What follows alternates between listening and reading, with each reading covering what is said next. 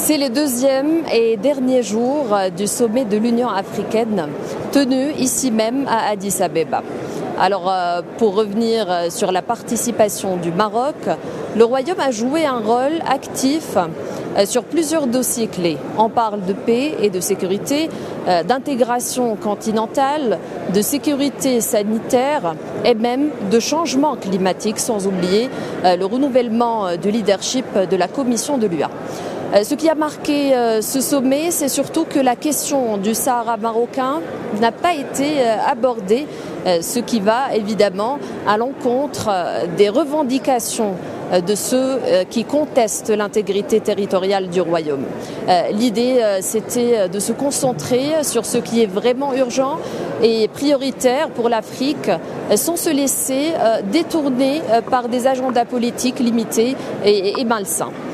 Comme lors des rencontres précédentes, le Maroc a encore une fois montré toute la valeur de sa contribution.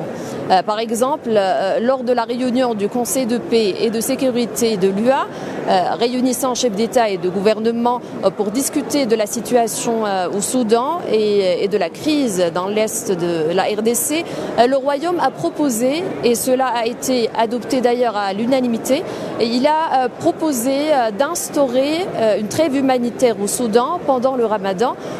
L'objectif, c'est de permettre un accès sans restriction à l'aide humanitaire, sans aucune discrimination.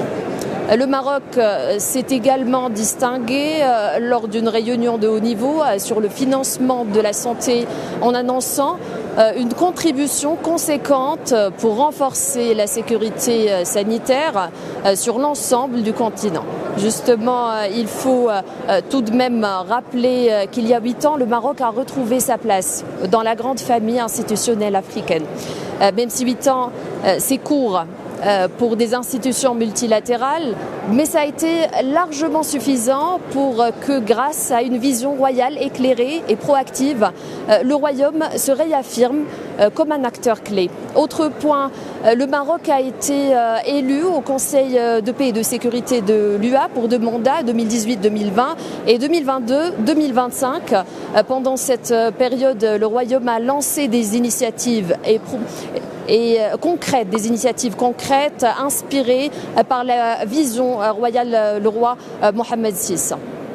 Et pas que, le Maroc a su aussi s'imposer au sein de structures de la Commission de l'UA en assurant la présence de profils hautes qualifiés, comme témoigne la nomination à des postes stratégiques tels que celui du directeur général de la CUA, sans oublier d'autres positions clés.